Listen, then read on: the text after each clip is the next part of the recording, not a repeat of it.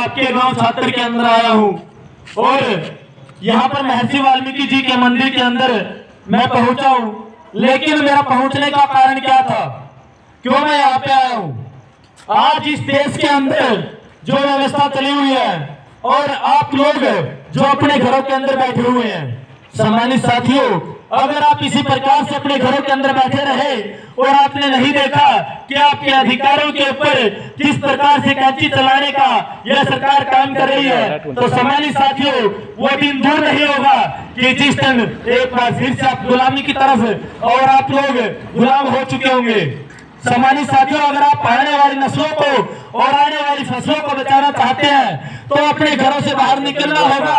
और जो हमारे महापुरुषों ने, जो हमारे रहबरों ने, अगर हम बात करें सबसे पहले महर्षि वाल्मीकि जी की, उन्होंने उस समय में इतना बड़ा महाकाव्य एक रामायण लिख दिया और आप आज भी झाड़ू के बंधे हुए हैं, कितना माने आपने। उसके बाद अगर हम बात करें संत स्वामी गुरुदास जी की, उन्होंने उस समय में तो ये बोले हैं कि ऐसा चाहूं राज में मेरे सबन को आने छोट बड़ संबस है रविदास रहा प्रसन्न। उसके बाद अगर मैं बात करूं साहू जी महाराज की, जिन्होंने सबसे पहले आप जो आरक्षण लेकर के आज जॉब कर रहे हैं, जिस आरक्षण से आज आपके बच्चे पढ़ाई कर रहे हैं, जो आरक्षण लेकर के आज आप बैठे हैं, अगर आपको सबसे पहले आरक्षण देने का किसी ने काम किया था तो साहू जी महाराज ने किया था। और अगर आप बात करो शिक्षा की, तो सबसे पहले जो फूले दंपति था, उन्होंने अपना सब कुछ न्यौछावर करते हुए, उन्होंने अपना सब कुछ आपके लिए कुर्बान करते हुए आपके लिए शिक्षा की लड़ाई लड़ी थी। माता सावित्रीबाई फुले ने इतना जाने कितने अपमान सहते हुए आपको शिक्षा के लिए सबसे पहले आपके लिए स्कूल खोलने का काम किया था। उसके बाद अगर बात करूं बाबा साहब doctor B are Ambedkar ji की, उन्होंने संविधान रूपी एक ऐसा इतिहास लिख दिया, संविधान के रूप में आपके लिए एक ऐसा ब्रह्मास्त्र तैयार कर दिया कि जिससे आज आपके अधिकार सुनिश्चित है। सम्मानित साथियों, अगर मैं बात करूं माता रमाबाई जी की, जिन्होंने अपनी 4 औलादें कुर्बान कर दी, और आज मेरी माताएं, आपका एक भी बेटा अगर घर से बाहर निकलता है तो आप बोलते हैं कि बेटा बाहर में चाहिए। अगर किसी आंदोलन के अंदर जाता है तो बेटा वहां में चाहिए, केस हो जाएगा। अगर किसी भी सामाजिक कार्यक्रम के अंदर जाता है, बेटा वहां ना चाहिए, तेरा ये हो जाएगा। आज आप जिसके कारण आज आप स्वतंत्र घूम रही है, आज जिसके कारण आज आपके अधिकार स्वतंत्र है, आपके अधिकार सुनिश्चित है, तो उसके लिए राजमाता और रमाबाई जी ने इतनी कुर्बानियां दी है। राजमाता सावित्रीबाई फुले ने अपना सब कुछ त्याग दिया था और माता रमाबाई ने अपनी 4 औलादें आप लोगों के लिए कुर्बान करती थी। सम्मानित साथियों, उसके बाद अगर मैं बात करूं मानव साहब काशीराम जी की, जिन्होंने एक प्रण लिया था, उन्होंने उनकी माँ को एक चिट्ठी लिखी थी कि माँ मुझे सेहरा नहीं कफन चाहिए। और सम्मानित साथियों, जो फर्स्ट क्लास के अधिकारी होते हुए उन्होंने उससे इस्तीफा दिया और उन्होंने आपके लिए एक राजनीतिक दल तैयार किया ताकि आप अपने अधिकारों को सुनिश्चित कर सके। क्योंकि जिस प्रकार से बाबा साहब doctor B are Ambedkar ji ने पुनः पैक्ट के रूप में जो एक गांधी के कारण आपको अधिकार देने का, जो वोट का 2 अधिकार देने का प्लान बनाया था, लेकिन पुनः पैक्ट के कारण वो सिर्फ आपको एक ही वोट का अधिकार मिल पाया। और उस वोट की पावर को समझाने के लिए मानव साहब काशीराम जी ने एक राजनीतिक मंच आप लोगों के लिए तैयार किया ताकि आप अपने उस वोट की पावर को पहचान सके, उस वोट की पावर को जान सके। और सम्मानित साथियों, जितने भी नेता आपके सामने हाथ जोड़ते हैं वो सिर्फ आपकी वोट की पावर के कारण आपके सामने हाथ जोड़ते हैं। और आज अगर हम बात करें इस देश के अंदर इतने ये आंदोलन चले हुए, क्यों आंदोलन चले हुए हैं? इस देश के अंदर आज सबसे बड़ा एक किसान आंदोलन चला हुआ है। सम्मानित साथियों, आप कहते होंगे कि किसान आंदोलन किसानों का है, उससे हमें क्या मतलब, लेकिन मैं आपको एक बात बता दूं, किसी भी देश को गुलाम करने के लिए सबसे पहले उस देश के जो कमेरा वर्ग होता है उसको सबसे पहले गुलाम बनाया जाता है। और सम्मानित साथियों, वो गुलाम किस प्रकार से बनाया जाता है? कोई भी कंपनी है, कोई भी बिजनेसमैन है, वो क्या करता है, किसी भी चीज की अगर आप अगर पढ़ते हैं, आपने अगर कॉमर्स वगैरह की पढ़ाई की है, व्यवसाय का आपने पढ़ाई की है, तो उसे पता चल जाएगा आपको। सम्मानित साथियों, किसी भी चीज का अगर आप स्टॉक कर लेते हैं और उसकी डिमांड बढ़ जाती है तो इसी कारण उसका रेट बढ़ जाता है। और वही चीज ये सरकार कर रही है, और ये सरकार किसके माध्यम से कर रही है? आज इसके देश के अंदर अडानी और अंबानी के माध्यम से ये सरकार वही चीज करना चाहती है जो 3 काले कानून लेकर के सरकार आई है, उसके माध्यम से ये इस अडानी और अंबानी को सीधा सीधा फायदा पहुंचाना चाहती है। अगर आप कहते हैं कि इस किसान जो बिल लेकर के आई है सरकार, इससे आपका कुछ नहीं बिगड़ने वाला, तो सम्मानित साथियों, सबसे पहले आप गुलाम होंगे, सबसे पहले आप गुलाम होंगे, और आपकी गुलामी का कारण यही होगा। क्योंकि अगर आज किसान 1 किले की फसल अपने लिए रख रहा है, आज खाने के लिए 1 किले की फसल रख रहा है, लेकिन आपको तमाम साथियों को वो मोल लेनी पड़ेगी उस समय, और उसका मूल्य क्या होगा? अगर आज किसान से 10-20 रुपए किलो ले रहे हैं, वही फसल, वही अनाज आपको इन पूंजीपतियों से 100, 200, 300, 400 रुपए किलो खरीदना पड़ेगा, और वो चीज इतनी महंगी हो जाएगी कि आपके खरीदने की हैसियत नहीं होगी। सम्मानित साथियों, अगर ये सरकार इतना ही किसान मजदूर हित ऐसी होती तो आप लोगों के लिए ये जो योजनाएं बना करके लेकर के आती है उनको धरातल पर उतारती। और अगर ये किसान हित ऐसी होती तो जो स्वामीनाथन आयोग की जो रिपोर्ट थी उसको लागू करती, एमएसपी के ऊपर कानून बनाती, लेकिन ये सरकार नहीं बनाएगी। क्योंकि इस सरकार को जो चंदा मिलता है, जो फंड मिलता है, वो उन्हीं पूंजीपतियों से मिलता है, और अगर इस सरकार ने कोई ऐसा कानून बना दिया तो उससे क्या होगा कि इनको जो चंदा मिलता है वो मिलना बंद हो जाएगा।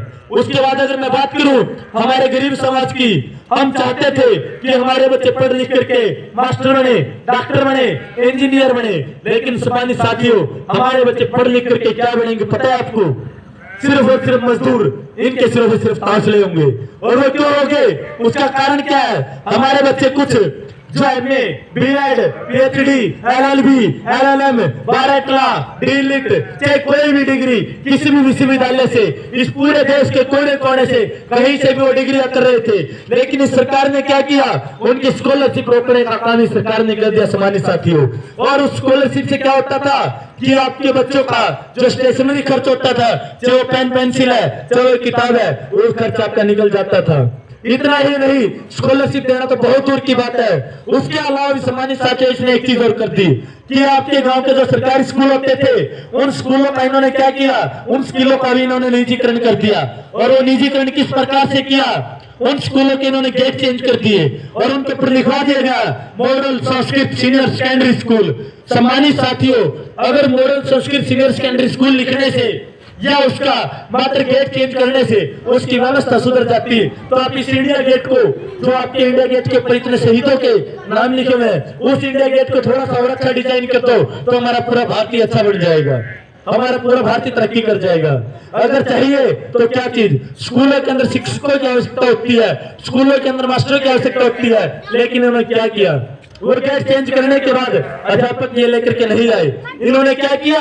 उसके अंदर आपके एडमिशन की फीस निर्धारित कर दी, और अब जब आप अपने बच्चों को वहां पे पढ़ाओगे तो हर महीने आपको फीस देनी पड़ेगी। इतना ही नहीं, ये सरकार यही नहीं रुकी, शिक्षा को रोकने के लिए इसने इससे भी बड़े बड़े षड्यंत्र रचे। इस किसान आंदोलन की आड़ में ये न जाने कितने कानून लेकर के आए। सम्मानित साथियों, आप सोचेंगे कि शिक्षा को क्यों खत्म कर रहे हैं? ये शिक्षा को इसीलिए खत्म कर रहे हैं क्योंकि शिक्षा वो चीज है, शिक्षा वो हथियार है जो सवालों को जन्म देती है। और अगर सवालों को जन्म दे दिया और आप लोगों ने इनसे सवाल पूछने शुरू कर दिए, जिस दिन आप वोट डालते हैं उस दिन आपकी उंगली के ऊपर स्याही लगाई जाती है। सम्मानित साथियों, वो उंगली के ऊपर स्याही इसीलिए नहीं लगाई जाती कि आपने वोट डाल दिया, आपका काम खत्म। वोट उंगली के ऊपर स्याही इसलिए भी लगाई जाती है ताकि अब बढ़ने वाली सरकार से वही उंगली दिखा करके पूछे कि आप हमारा वोट लेकर के गए थे, आपने हमारे लिए क्या किया, आपने हमारे लिए क्या व्यवस्था की। सम्मानित साथियों, जो आप अगर डॉक्टरी की मैं बात करूं, जितने भी कोर्स थे उन सबकी फीस बढ़ा दी, और एमबीबीएस का जो कोर्स होता था, एमबीबीएस के कोर्स के लिए 54,000 रुपए 1 साल का खर्च होता था। सम्मानित साथियों, 54,000 रुपए हमारे माता पिता किसी से भी अंगूठा ला करके या किसी से ब्याज बट्टा उठा करके हमारा कोर्स करवा सकते थे, लेकिन इस सरकार ने क्या किया?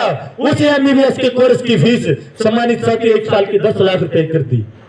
1 साल की फीस 10 लाख रुपए कर दी। 10 लाख रुपए इकट्ठा करना तो बहुत दूर की बात है, हमारे जैसे गरीब परिवारों को सोचना भी बहुत मुश्किल हो जाता है। 10 लाख रुपए को छोटी कीमत नहीं होती। उसके बाद IIT की फीस इन्होंने इतनी कर दी कि हम सोच भी नहीं सकते, और करना तो बहुत दूर की बात है, लेकिन कहना तो बहुत दूर की बात है। सम्मानित साथियों, उसके बाद ये क्या बात करते हैं, जब भी हमारे महापुरुषों की, जब भी हमारे रहबरों की, जब भी हमारे रहनुमाओं की, शहीदों की जयंती आती है, तो ये क्या करते हैं, अपने मंत्रियों को भेजते हैं और तरह तरह के आडंबर रचते हैं, तरह तरह की योजना ये करते हैं। ऐसी योजना इस देश के, इस प्रदेश के सीएम माननीय मनोहर लाल खट्टर जी ने की। जब ये संत श्रोमणी गुरुदास जयंती के उपलक्ष्य में बोल रहे थे, तो उस समय इन्होंने कहा कि मकान मरम्मत के लिए जिसके भी BPL राशन कार्ड है उसको 50,000 रुपए हम देने का काम करेंगे। सम्मानित साथियों, इससे पहले 50,000 रुपए थे। पहले यह तो बता दे कि वो 50,000 कितनों को मिले जो 80,000 देंगे, वो सिर्फ और सिर्फ आपको दिखाने के लिए किया जाता है। तो सम्मानित साथियों, उसके बाद अगर मैं बात करूं कन्यादान राशि की, ये बोलते हैं कि कन्यादान राशि, हम कन्यादान राशि देते हैं ताकि गरीब कन्याओं की शादी हो सके।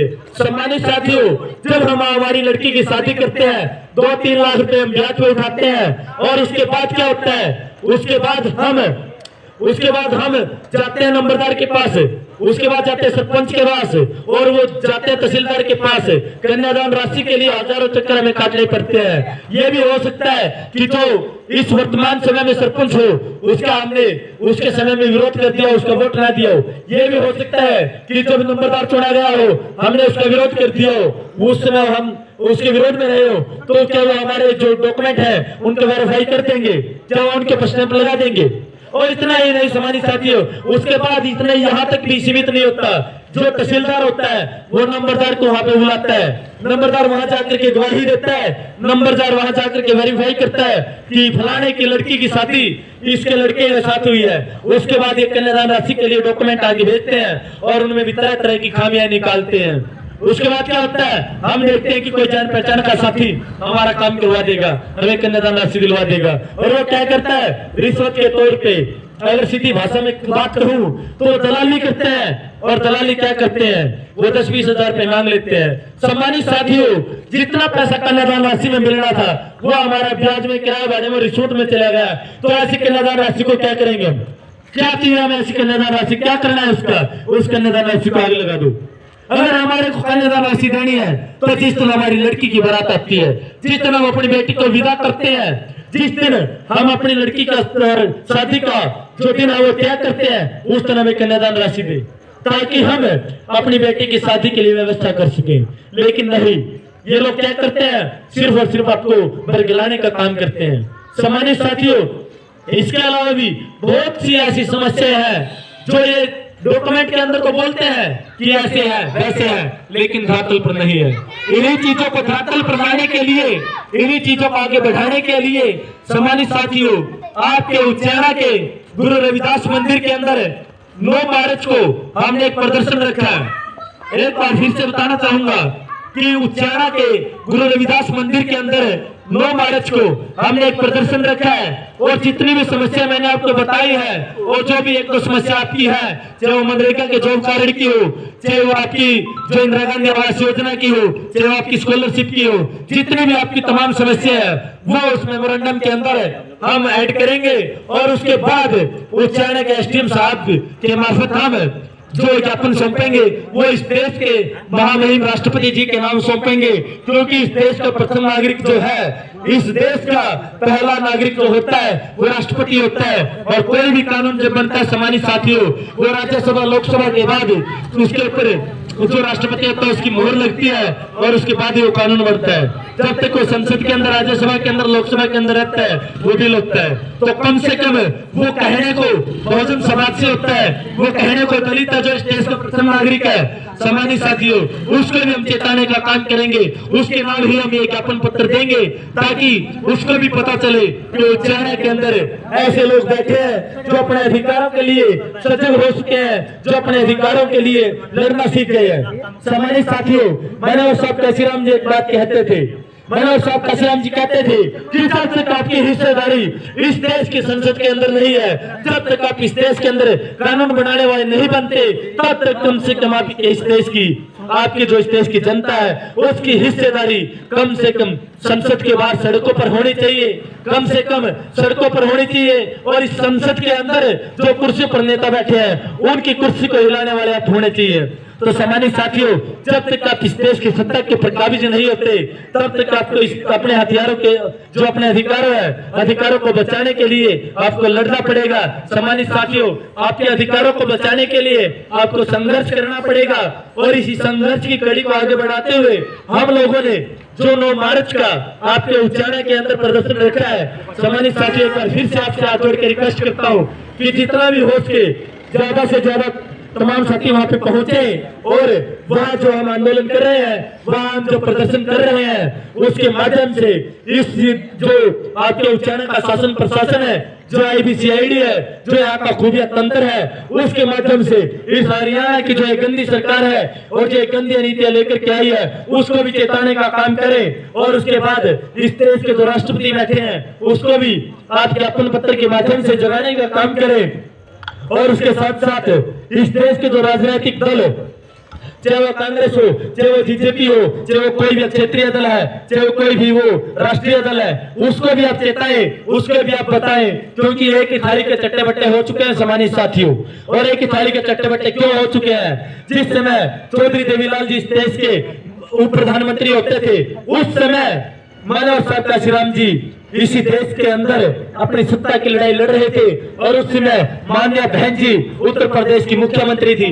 सम्मानित साथियों, उस समय चौधरी देवीलाल जी ने खोल दी थी कि सारे के सारे इस देश के किसान दिल्ली के अंदर आओ और दिल्ली के संसद के ऊपर कब्जा करो, दिल्ली के अंदर आकर के लाल किले के ऊपर झंडा लहराओ। तो उस समय सम्मानित साथियों, जब दिल्ली के अंदर बर्दबूकी जाने लगी, जब दिल्ली के अंदर ट्रैक्टर जाने लगे, जब इन किसानों के मजदूरों के गाड़ी घोड़े वहां पे जाने लगे, तो उस समय जो इस देश के प्रधानमंत्री थे, जब उन्होंने पूछा और उनको खुफिया तंत्र के माध्यम से जो उनकी IBCID थी, उन्होंने बताया कि ऐसे ऐसे हजारों किसान उत्तर भारत से यहाँ पे आ रहे हैं और उत्तर भारत से मतलब है सीधा सीधा अगर बात करूं आपके हरियाणा से, उत्तर प्रदेश से और राजस्थान से किसान यहाँ पे आ रहे हैं। तो सम्मानित साथियों, उस समय जो इस देश का प्रधानमंत्री था उसकी सांसें फूल गई थी, और उस समय जब उससे पूछा गया कि ये किसने कहा, तो उस समय जब बताया गया कि मानव साहब काशीराम जी की सलाह के ऊपर इस देश के प्रधानमंत्री और इस देश के जो किसान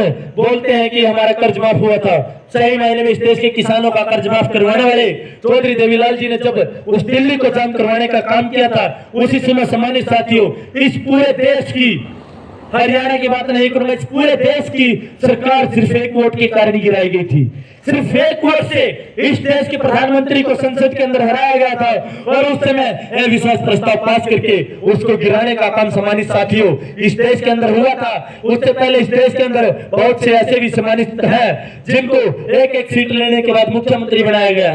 तो अगर ये सही मायने में आपके हितैषी होती, चाहे वो कोई भी राजनीतिक दल है, आज सबसे बड़े विपक्ष के रूप में उभरी कांग्रेस की सरकार है, कांग्रेस की जो पार्टी है वो सबसे बड़े प्रतिपक्ष के रूप में, विपक्ष के रूप में उभरी हुई है। अगर वो चाहे तो इस हरियाणा प्रदेश की जो विधानसभा है, चंडीगढ़ के अंदर जाकर के अविश्वास प्रस्ताव ला करके दे और उस समय पता चले ये जितने निर्दलीय विधायक हैं और जितने JJP के और BJP के कुछ विधायक कहते हैं कि हम किसानों के समर्थन में है, वो इन कृषि बिलों के विरोध में वो अपना वोट डालें और इस सरकार के विरोध में अपना वोट डालें, तो तुरंत इस सरकार को खतरे की घटारा सरकार को पता चल जाएगा सम्मानित साथियों कि यहाँ पे वोट की पावर क्या होती है। हम अपनी वोट की पावर को नहीं समझे आज तक।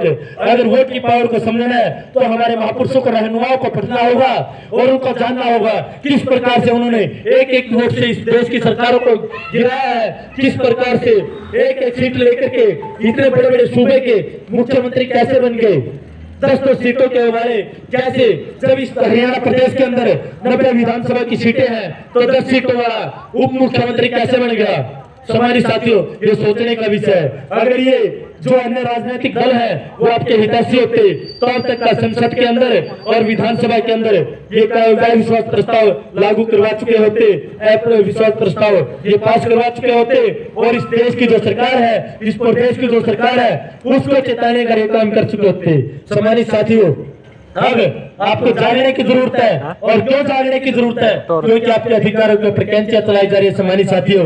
और अगर आज भी आप नहीं जागे, और वैसे तो मैं ज्यादातर साथियों से एक ही चीज कहना चाहूंगा कि हमारे महापुरुषों की जयंतियों के ऊपर जब महर्षि वाल्मीकि जी की जयंती आती है, हम बहुत ही भव्य प्रोग्राम करते हैं, खाने पीने को पता नहीं क्या क्या बनाते हैं, लेकिन उस दिन हम एक चीज नहीं करते। उस दिन हम एक लाइब्रेरी की उद्घाटन नहीं करते, उस दिन हम एक लाइब्रेरी नहीं बनाते, उस दिन हम अपने महापुरुषों के विचारों को नहीं बताते। उस समय जब इतने हजारों लाखों साल पहले इन्होंने कलम चलाई थी, तो आज आपके हाथों में झाड़ू किसने दे दिया? अगर मैं बात करूं शमशेर गुरदास जी की, उस समय उन्होंने अकेले होते हुए भी पाखंड के खिलाफ ये लड़े थे। उस समय इन्होंने एक इतनी अच्छी तरीके से इस देश के जो राजनेता थे, इस देश के जो नेता थे, इस देश के जो राजा थे, बल्कि उस समय तो सीधा यही होता था कि जो रानी थी उसकी कोख से ही राजा पैदा होता था, जब उनको भी ललकारने का काम इन्होंने किया था। तो आज आप अपने घरों के अंदर चंद रुपयों में बिक करके क्यों बैठे हैं? आज आप अपने घरों के अंदर कायरों की तरह क्यों बैठे हैं? अगर आप मानने वाले भगत सिंह जी को, तो भगत सिंह जी ने आपको आजादी दिलाने के लिए हंसते हुए उस फांसी के तख्ते को चूमा था, हंसते हुए उस फांसी के फंदे को चूमा था। सम्मानित साथियों, इसका मतलब यह है कि आपका खून ठंडा हो गया है। अब मुझे लगता है कि सिर्फ एक ही चीज होनी बाकी है। दिन प्रतिदिन आपकी बहनों के बेटियों के रेप हो रहे हैं। अगर मैं बात करूं अभी उत्तर प्रदेश की बहन मनीषा के लिए हम लोगों ने संघर्ष किया था, और हम लोगों ने उच्च न्यायालय के अंदर भी प्रदर्शन किया था। लेकिन सम्मानित साथियों, उस उत्तर प्रदेश के अंदर एक बार फिर से एक बेटी का रेप हुआ, और हुआ क्या? जब उसके बाप ने एफआईआर दर्ज करवानी चाहिए, तो सम्मानित साथियों उसके बाप को गोली मार दी गई, उसके बाप को ही गोली मार दी गई। ये व्यवस्था आज इस देश के अंदर है, ये कानून व्यवस्था इस देश के अंदर है। सम्मानित साथियों, जब तक इस देश के अंदर आप संविधान को मानने वाली हमारे महापुरुषों के जो कानून थे, हमारे महापुरुषों की जो विचारधारा थी, उसको मानने वाली सरकार इस देश के अंदर नहीं आती, कम से कम तब तक आप सड़कों पर जरूर रहे। कम से कम आप तब तक ये जरूर दिखा दें कि हाँ, हम इस देश के जो युवा हैं वो जाग रहे हैं, और हम इस देश के जो बुजुर्ग हैं वो हमारे बच्चों का नेतृत्व कर रहे हैं, और इस देश की जो मातृशक्ति है वो अपने बेटों के सिर पे हाथ रख के उनको बोलती है कि जा बेटा, मैंने किसी बेटे को नहीं बल्कि एक बब्बर शेर को पैदा किया है, और तू जा अपने अधिकारों के लिए लड़। जब तक कम से कम आप इतना तो कर सकते हैं। सम्मानित साथियों, हम लोग दिन रात घूम रहे हैं इस समाज के अंदर। मेरे साथ आपके गाँव के ही बहुत ही सम्मानित साथी भाई रतन छात्र जी और भाई सनी छात्र जी, कल मेरे साथ सुनील भाई थे, और आज मेरे साथ प्रवीण भाई है। माँ हमारे घरों में भी है, बेटियां हमारे घरों में भी है, बहन हमारे घरों में भी है, और खतरा हमें भी हो सकता है, मर हम भी सकते हैं। इतनी रात को जब हम घर जाएंगे, रास्ते में कोई मार हमें भी सकता है, लूट हमें भी सकता है। लेकिन हमारी माँ सिर्फ एक ही बात कहती है। पहले दिन मेरी माँ ने एक बात कही थी कि बेटा, जो लड़ाई लड़ने तू चल रहा है, उस लड़ाई में तेरा कोई साथ नहीं देगा। लेकिन सम्मानित साथियों, उस दिन मैंने अपनी माँ को एक बात बोली थी। ये वाक्य 2013 का है, जिस समय मैं गुरुकुल मार्केटिंग मैनेजमेंट से ट्रेनिंग ऑफिसर की ड्यूटी जो मेरी थी, ट्रेनिंग ऑफिसर की मेरी जो जॉब थी, मैं वो छोड़ करके सम्मानित साथियों जब आया था, तो उस समय मेरी माँ ने कहा था कि बेटा, तेरा कोई साथ नहीं देगा, इस लड़ाई में मत कूद। उस समय मैंने मेरी माँ को एक बात बोली थी कि मैं इससे पहले मेरे पिताजी लड़ाई लड़ते आए हैं, उसके बाद जो मेरे बड़े भाई हैं वो इसी देश के अंदर नहीं बल्कि राजस्थान के अंदर भी, उत्तर प्रदेश के अंदर भी, दिल्ली के अंदर भी, पंजाब के अंदर भी वो सामाजिक लड़ाई लड़ते गए हैं। और अगर आज मैं लड़ाई लड़ रहा हूं तो ये जरूरी नहीं कि कोई जितने जी मेरा साथ दे, लेकिन मरने के बाद ऐसा जरूर होगा कि आपके घर से लेकर के आपके गांव के शमशान तक इतना बड़ा काफिला होगा कि आपका पूरा गांव मिलकर के उनका चाय पानी नहीं कर सकेगा। सम्मानित साथियों, होता क्या है, आज आपकी कौमें मूर्ता पड़ी हुई है, और साहब काशीराम जी कहते थे कि मूर्ता कौमों को सिर्फ दफनाया जा सकता है, उनको जलाया नहीं जा सकता, सोती हुई कौमों को सिर्फ जगाया जा सकता है। और आज अगर आप इसी तरह मुर्दा रहे तो सम्मानित साथियों, आज एक एक करके जो आपके अधिकारों को बदला जा रहा है, एक एक करके आपके अधिकारों को छीना जा रहा है, तो वो दिन दूर नहीं कि जिस दिन आपको घरों से उठा लिया जाएगा, जिस दिन जो 300-400 साल पहले की जो व्यवस्था बताते हैं हमारे बुजुर्ग कि घर में बढ़ के बेटी को उठा लिया जाता था, या सबसे पहले हमारी बेटी को किसी राजा के पास जाना पड़ता था, वही व्यवस्था फिर से इस देश के अंदर लागू हो जाएगी। सम्मानित साथियों, अब भी समय है, अब भी मौका है, जाग जाओ, अपने महापुरुषों को पढ़ो, अपने रहबरों को जानो, उनकी जो शिक्षा थी उनको जानो। खाली उनकी जय जयकार करने से कुछ नहीं होगा। सम्मानित साथियों, जब तक आप उनको नहीं पढ़ोगे, जब तक आप उनको नहीं जानोगे, जब तक आप उनको नहीं पहचानोगे, सम्मानित साथियों, आपके अधिकार ऐसे ही छीनते रहेंगे। आज आप अगर ये ग्रुप डी की आज अगर ग्रुप डी की नौकरी लेकर के आप संतुष्ट है तो मैं लात मारता हूँ ऐसी नौकरी को और ऐसे आपके व्यक्तित्व को। अगर आप मास्टर डिग्री कर रहे हैं, अगर आप मास्टर के लिए कोर्स कर रहे हैं, अगर आप डॉक्टर के लिए कोर्स कर रहे हैं और उसके बाद आप एक कप लेकर के जाते हैं कि सर चाय लीजिए, तो लात मारता हूँ मैं ऐसे आपके अधिकारों को और खिलाते हैं मुझे ऐसे आपके अधिकारों से जो आप समझते हैं कि नौकरियां हैं। सम्मानित साथियों, जब आप पढ़ते हैं, जब आप कुछ करते हैं, आपके माँ बाप आपके लिए इतना लंबा संघर्ष करते हैं और वो दिन रात खेतों के अंदर कमा करके, दिन रात मेहनत मजदूरी करके वो आपके लिए व्यवस्था करते हैं, तो सम्मानित साथियों आपका भी फर्ज बनता है कि आप काबिल बनिए। और मैं एक चीज कहता हूँ कि अगर आपको नौकरी नहीं मिलती, आज क्या होता है, सबसे ज्यादा नौकरी के पीछे युवा दौड़ता है और कितने युवाओं को नौकरी मिलती है। हमारे साथियों, इस देश के जो इस हरियाणा प्रदेश के डिप्टी सीएम है वो ये भी बोलते थे कि हम 75% को नौकरी देंगे, लेकिन वो पूरे देश को 75% को नौकरी दे दो, पूरे देश को, पूरे भारत को 75% की नौकरी दे दो, हरियाणा की युवा तो बहुत दूर की बात है। सम्मानित साथियों, दी हुई नौकरी छीन रहे हैं, इसलिए आपको राजनीति भी करनी पड़ेगी, रणनीति भी बनानी पड़ेगी और आपके जो कॉम्पिटिटिव एग्जाम है उसके साथ साथ उसकी भी बेहतर तरीके से तैयारी करनी पड़ेगी और आपको जो आप जिसके काबिल है आप उस जॉब के लिए भी तैयारी करें। सम्मानित साथियों, यह सरकारें आपको कुछ नहीं देंगी, क्योंकि अगर इन सरकारों ने आपको बढ़िया पोस्टिंग दे दी, अगर इन सरकारों ने आपको बढ़िया अधिकार दे दिए तो फिर इनका गुलाम कौन होगा, फिर इनके तलवे कौन काटेगा, फिर इनकी गिड़गिड़ी कौन करेगा। तो सम्मानित साथियों, आपको हर चीज के लिए सजग रहना पड़ेगा। जो वोट का अधिकार था उसके लिए भी, जो नोट का अधिकार था उसके लिए भी, और जो एक लठ, अगर मैं बात करूं, मल्हार साहब काशीराम जी एक बात कहते थे कि हमें बुलेट के साथ भी तैयार रहना पड़ेगा और बैलेट के साथ भी तैयार रहना पड़ेगा। सम्मानित साथियों, बैलेट का मतलब है वोट से, वोट के लिए भी आपको तैयार रहना पड़ेगा और बुलेट का मतलब है कि आपको मजबूत होना पड़ेगा। सम्मानित साथियों, मैं ये नहीं कहता कि आप पिस्टल कट्टे खरीदिए और फायर करिए, लेकिन मैं इतना जरूर कहूंगा कि जब तक आप इकट्ठे नहीं हो जाते, जब तक आपकी एकता नहीं बनेगी, सम्मानित साथियों, ये चंद लोग आपका ऐसे ही फायदा उठाते रहेंगे। कौन जानता था इस मोदी को? इस मोदी ने उस ट्रेन के अंदर चाय बेची है जो ट्रेन उस समय चली भी नहीं थी, जो ट्रेन उस समय चली भी नहीं थी, उसके अंदर इस देश के महामहिम जो ये प्रधानमंत्री जी हैं उन्होंने इस देश की उस ट्रेन के अंदर चाय बेची थी। लेकिन आज क्या कर रहा है, ये निजीकरण, ट्रेनें बेच रहा है, हवाई जो जहाज थे उनको बेच रहा है, एयरलाइंस को बेच रहा है, बसों का निजीकरण कर दिया इसने, बस 1 किलोमीटर स्कीम पर चला दी। अगर आज हम बात करें तो इस देश के अंदर, हरियाणा प्रदेश के अंदर जो किरसनलाल पवार होते थे उनकी कितनी बसें चल रही है। सम्मानित साथियों, नौकरियां किसको देगा? अगर एक सरकारी बस चलती है तो उसके 6 आदमियों को नौकरी मिलती है। सम्मानित साथियों, उसके ऊपर अगर एक सरकारी बस चलती है तो उसके ऊपर 6 नौकरियां मिलती है, लेकिन ये क्यों चलाएंगे? इनको चाहिए क्या? अगर एक बस प्राइवेट होगी तो उनको तो इनकम टैक्स मिल रहा है, और इनकम टैक्स क्या मिल रहा है उनको? ये इनकम टैक्स नहीं मिल रहा कि वो आपके विकास के लिए करेंगे। अगर उसके ऊपर इनकम टैक्स इनको 10 लाख मिलना चाहिए तो ये क्या करते हैं, 5 लाख अपनी जेब में लेते हैं, उसमें से 3 लाख अपनी पार्टी का फंड करेंगे और 2 लाख आप तक पहुंचाएंगे, और जब वो 2 लाख भी आप तक पहुंचेगा वो भी आते आते आप तक मेरे हिसाब से 5 या 10 हजार ही रह जाएगा। तो सम्मानित साथियों, निजीकरण एक गुलामी का रास्ता है। जिस प्रकार से अंग्रेजों ने ब्रिटिश ईस्ट इंडिया कंपनी के माध्यम से इस देश के अंदर व्यापार को बढ़ावा देकर के आपको गुलाम बनाया था, आपके देश को गुलाम बनाया था, उसी राह पर आज अडानी और अंबानी की जो सरकार है वो चल रही है। सम्मानित साथियों, आप फोन यूज करते हैं, फोन हर कोई यूज करता है। इस सरकार आने से पहले आपकी जो इनकमिंग होती थी, आपके फोन जो होते थे वो फ्री में आते थे, आप रिचार्ज करवाओ या ना करवाओ, कम से कम एक साइड से आपके पास कॉल आ सकती थी। लेकिन आज क्या है, 49 का 49 रुपए का आपको कम से कम रिचार्ज करवाना पड़ रहा है, और उस 49 रुपए के रिचार्ज से होता है क्या? सम्मानित साथियों, वो किसको जाता है? अगर आपकी जियो की सिम है तो किसके पास जाएगा? जियो वाले के पास जाएगा, और जियो वाला कौन है? अंबानी है। अगर उसके बाद और कोई भी सिम देख ले, आप आइडिया की देख ले, एयरटेल की देख ले, आपको किससे बेनिफिट होने वाला है? सम्मानित साथियों, जब इस देश के अंदर बीएसएनएल थी, जब इस देश के अंदर भारत संचार निगम लिमिटेड था, उस समय आपको इतने पैसे नहीं देने पड़ते थे। लेकिन आज हर चीज का निजीकरण क्यों कर रहे हैं? क्योंकि पैसे इनको उनसे मिल रहे हैं, जो पार्टी का फंड है उनसे मिल रहा है। सम्मानित साथियों, अब भी मौका है, अब भी समय है, जाग जाओ। अगर अब नहीं जागे तो ये समझ लेना कि आपकी आने वाली नस्लों को और आपकी आने वाली फसलों को गुलाम होने से कोई नहीं रोक पाएगा।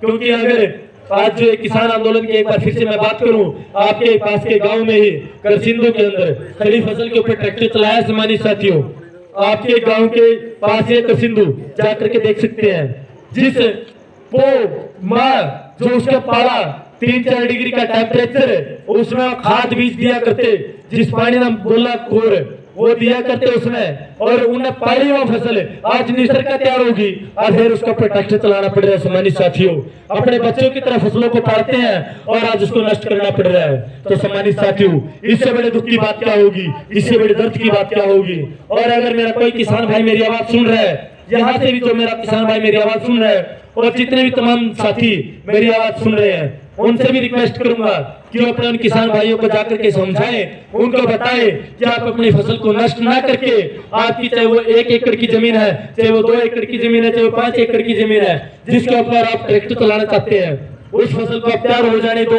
और तैयार होने के बाद उस फसल को, जो आपके धरने प्रदर्शन चले हुए हैं, चाहे वो टोल प्लाजा के ऊपर चले हुए हैं, चाहे वो बॉर्डर के ऊपर चले हुए हैं, चाहे वो 24 के चबूतरे के ऊपर चले हुए हैं, चाहे वो 12 गांव का जो चबूतरा होता है जिसको 12 बोलते हैं उसके ऊपर चले हुए हैं, जहाँ पे भी जिस भी प्रकार से विरोध किया जा रहा है, आप उनके पास उस फसल को भेजिए और उनको मजबूत करिए, तब जाकर के सरकार घुटनों के बल पे आएगी। अगर आप खड़ी फसल को नष्ट करेंगे तो सम्मानित साथियों, वो आपका ही नुकसान है, इस सरकार का कुछ नहीं जाना, इस सरकार का कुछ नहीं बिगड़ेगा। और सम्मानित साथियों, जो आंदोलन इस देश के अंदर चले हैं, जितने भी आंदोलन इस देश के अंदर चले हैं, तो वो सभी की एकता के साथ, सभी की समझदारी के साथ, जब आप तन मन धन से उसका साथ देंगे तभी जाकर के वो सक्सेस हो पाते हैं। तो सम्मानित साथियों, आज से रिक्वेस्ट करता हूं कि जितने भी ज्यादा से ज्यादा साथियों के पास हो सके, उनके पास ज्यादा से ज्यादा मैसेज दें कि वो खड़ी फसल को नष्ट ना करें, और जितने भी धरने प्रदर्शन चले हुए हैं उन पर जाकर के उनका साथ दे, उनका हौसला बढ़ाए। और उसके साथ ही हमने राजनीतिक रूप से भी इस सरकार को घेरने का काम किया है, और हम जो हमारी इस देश की 3रे नंबर की राष्ट्रीय पार्टी है, इस देश की 3रे नंबर की जो एक महापुरुषों का आंदोलन है, बहुजन समाज पार्टी के बैनर के नीचे आपके उच्चाड़ा के गुरु रविदास मंदिर के अंदर 2 तारीख को हमने एक प्रदर्शन रखा है। जितने ज्यादा से ज्यादा संख्या में हो सके वहां पर तमाम साथी पहुंचे, ताकि इस जो सूबे का, इस अपनी विधानसभा का जो डिप्टी सीएम बन के बैठा है, उसको भी पता चले कि आज ये उच्चाड़ा के लोग जिन्होंने आपको सर आंखों पर बैठाया था, जिन्होंने आपको 45 हजार वोट के भारी अंतर से आपको जिताया था, आपकी बार वो आपको उन्हीं 45 हजार वोटों से हराने का काम करने के लिए तैयार हो गए हैं। तो सम्मानित साथियों, इनके आगे गुणनी चाहिए, और जितना हो सके ज्यादा से ज्यादा संख्या में वहां पहुंचे और इस विरोध प्रदर्शन के अंदर अपना हिस्सा ले और अपनी उपस्थिति दर्ज कराएं। अगर आज आप अपनी नस्लों को, फसलों को बचाना चाहते हैं, सम्मानित साथियों, जो लोग आपके हिस्से की लड़ाई लड़ रहे हैं उनको हर प्रकार से मजबूत कीजिए, क्योंकि कोई भी आंदोलन तन मन धन के बिना नहीं लड़ा जाता, मनी मीडिया माफिया के बिना नहीं लड़ा जाता।